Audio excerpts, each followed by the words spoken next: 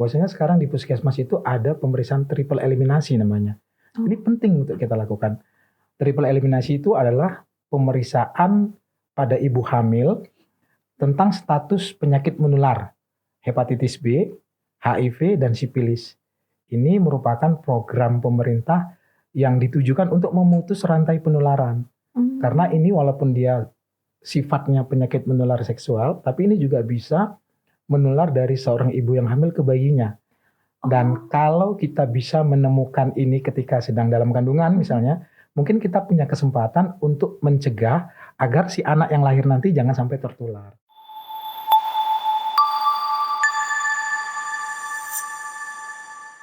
Kalau BPJS sendiri kan mengcover ya dok ya untuk pemeriksaan antenatal care tadi ya dok ya namanya. Benar sekali Karin. Dan USG-nya juga ya dok ya infonya. Benar sekali. Jadi kalau boleh saya jelaskan ya, meskipun saya bukan dari BPJS nih ya, tapi saya sebagai praktisi kesehatan ya saya senang sekali dengan program yang ada sekarang ya.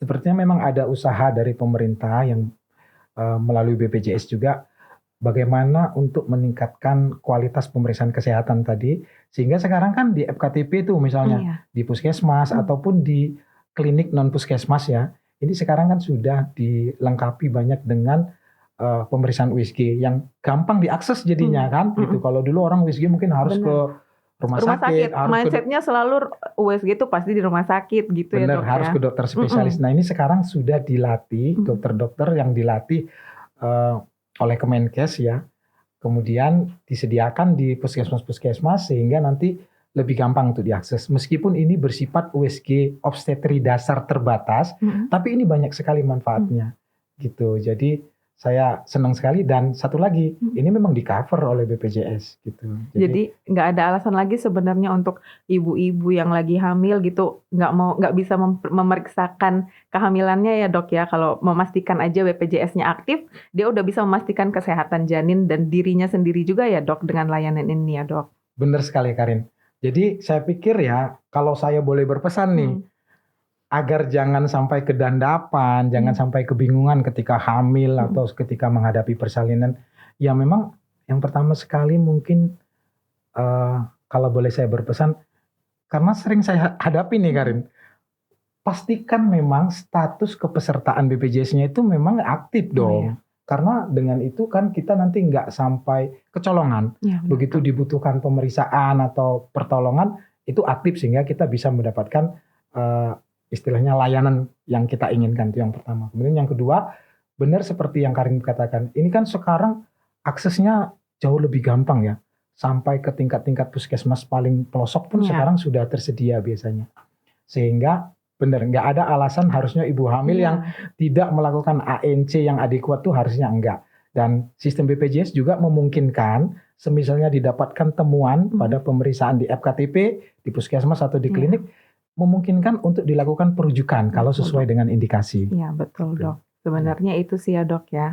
Terus kalau manfaat USG-nya sendiri dok, selain tadi kan udah disebutin tuh dok, pemeriksaan lab bisa melihat yang HIV, sifilis dan lain-lain. Kalau USG sendiri manfaatnya ke ibu hamil tuh apa aja ya dok ya kira-kira dok yang bisa dijelasin?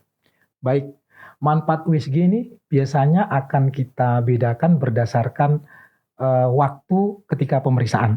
Pada awal-awal kehamilan biasanya kita akan bertujuan, pemeriksaan USG ini maksud saya bertujuan untuk yang pertama sekali memastikan ini benar hamil nggak nih.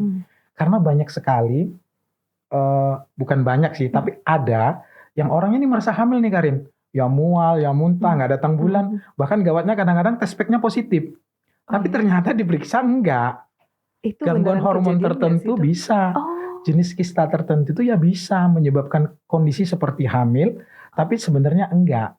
Dan ini kan bisa kita bedakan, bisa kita pastikan dengan pemeriksaan USG. Jadi yang pertama sekali ini tentukan hamil atau enggak. Terus yang kedua adalah kita ini penting untuk memastikan apakah kehamilan yang terjadi, kalau memang benar dia hamil, apakah ini hamil di dalam kandungan atau di luar kandungan. Nah ini saya mau cerita nih Karin kasusnya. Sedih sebenarnya, tapi ya itulah. Hamil, dia mungkin menunda pemeriksaannya, nggak tahu apa alasannya, tapi dia nggak melakukan USG, padahal dia tahu hamil. Dan ketika dia datang dalam kondisi yang akut abdomen itu tahu ya, kondisi perut yang menegang, anemia, shock, tekanan darah, dan kondisi umumnya seperti memang sudah shock, seperti orang yang sudah pingsan ya. Nah, dari pemeriksaan itu kita dapatkan HB-nya turun sekali, sekitar 4 atau berapa gitu ya. Padahal kan HB itu, nilai hemoglobin itu kan normalnya kalau orang normal di atas 11, di atas 12 ya. Ini bayangkan 4. Jadi lebih dari separuh darah di dalam tubuhnya itu hilang gitu. Tapi perdarahan nggak terlalu banyak. Nah, jadi kan kita sebagai dokter kandungan ini langsung gitu, langsung biasanya ini kemungkinan besar adalah akut abdomen karena kehamilan ektopik atau hamil di luar kandungan. Seandainya si ibu tadi ketika hamil awal-awal dia melakukan pemeriksaan USG, mungkin kita akan tahu, bayangkan betapa sayangnya. Dan walaupun pada waktu itu pertolongan sempat dilakukan operasi juga pada waktu itu, tapi memang karena kondisinya sudah jelek, sudah organ failure, ya memang akhirnya ibunya meninggal. Nah, ini kan sesuatu kasus yang sebenarnya mungkin bisa kita cegah ya, seandainya saja si ibunya punya kesadaran pada waktu itu, atau keluarganya lah mungkin ya, untuk ketika hamil dilakukan pemeriksaan USG. Lihat kan betapa pentingnya pemeriksaan USG itu. Jadi ya mungkin di kesempatan ini saya terima kasih sekali nih kepada Karin dan tim BPJS yang mengundang saya. Jadi saya punya kesempatan untuk lebih menekankan lagi. Ini sekarang pemeriksaannya sudah ada di mana-mana. Gratis ditanggung oleh BPJS. Dan sebenarnya USG-nya itu juga, ini yang tadi mau saya tanya, USG-nya itu juga meskipun tidak dilakukan di rumah sakit, tapi tetap bisa mendeteksi hal-hal penting yang harus diwaspadai ketika periksa kehamilan kan ya dok ya? Bisa. Hal-hal dasar yang penting itu bisa diketahui dengan USG yang sudah ada sekarang di puskesmas. Tentu saja kalau untuk mendeteksi kelainan-kelainan yang lebih jelimet itu perlu perujukan ya ke dokter spesialis. Tapi kalau kita menentukan ini hamil atau enggak, itu seperti ya manfaat yang pertama. Kemudian yang kedua, menentukan ini hamilnya di dalam kandungan atau enggak. Dan ini kan penting ya agar kita jangan sampai terlambat mendapatkan pertolongan seperti tadi. Dan yang ketiga, berapa usia kehamilan? Ini kan bisa dilakukan meskipun dengan USG dasar. Kemudian yang keempat, letaknya. Apakah ini memang letak kepala, atau ini letak sungsang, atau letak lintang, sehingga kita bisa memikirkan ini nanti persalinannya cukup di puskesmas misalnya, atau memang harus dilakukan perujukan ke rumah sakit. Dan ini semua bisa dilakukan di puskesmas ataupun di FKTP yang memang dokternya sudah dilatih. Gitu. Nah dok, tadi kan kita udah cerita dari mulai persiapan kehamilan sampai masa kehamilan. Sekarang mau masuk nih dok ke masa yang nanti-nanti semua calon ibu ya kan dok, kelahiran. Kira-kira dok, apa aja sih persiapan yang harus dilakukan seorang ibu yang lagi mengandung tuh untuk mempersiapkan kelahirannya dengan aman gitu dok? Baik Karin, wah saya senang sekali pertanyaannya ini. Ya kembali lagi, memang pertanyaan-pertanyaan seperti ini yang biasa kita hadapi sehari-hari ya. Persiapan yang perlu menjelang persalinannya.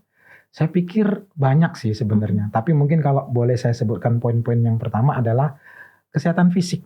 Ini penting sekali ya. Karena proses melahirkan itu kan biasanya memang satu proses yang ya bervariasi sih. Tapi nggak jarang juga yang memang harus membutuhkan fisik yang benar-benar sehat ya, terutama kalau nanti melahirkan gitu kan, kita butuh kekuatan nafas, kemudian fisik yang sehat. Jadi fisik ini memang harus dipersiapkan. Cara mempersiapkannya kembali lagi ya tadi ya, istirahat yang cukup, olahraga ringan teratur, yoga, senam pernafasan, kemudian jalan pagi atau jalan sore itu penting ya. Kemudian jalan itu juga selain dia menguatkan nafas, juga membantu untuk bagian terbawah atau kepala dalam hal ini untuk lebih cepat turun. Nah, jadi ini memang bagus untuk dilakukan olahraga ringan teratur dan hindari olahraga yang berat ya, Karin, seperti yang kita katakan tadi, angkat beban dan yang lain-lain. Itu persiapan yang pertama. Kemudian yang kedua adalah mungkin mental ya, gitu. Jadi karena kan menjadi orang tua nanti ya, atau menghadapi persalinannya lah, itu kan betul-betul suatu proses yang kadang-kadang bisa traumatis loh. Jadi kita harus lebih mempersiapkan mental.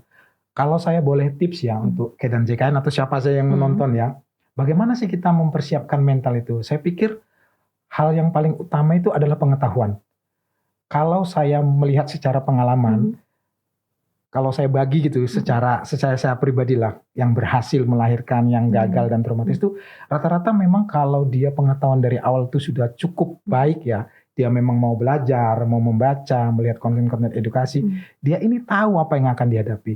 Kalau melahirkan tuh apa tuh, misalnya rasa apa yang akan dia rasakan, pembukaan itu sih bagaimana prosesnya, kemudian pada setiap fase-fase itu mungkin akan terjadi. Pengetahuan ini akan memberikan ketenangan, dan ketenangan ini akan memberikan kelancaran pada proses persalinan.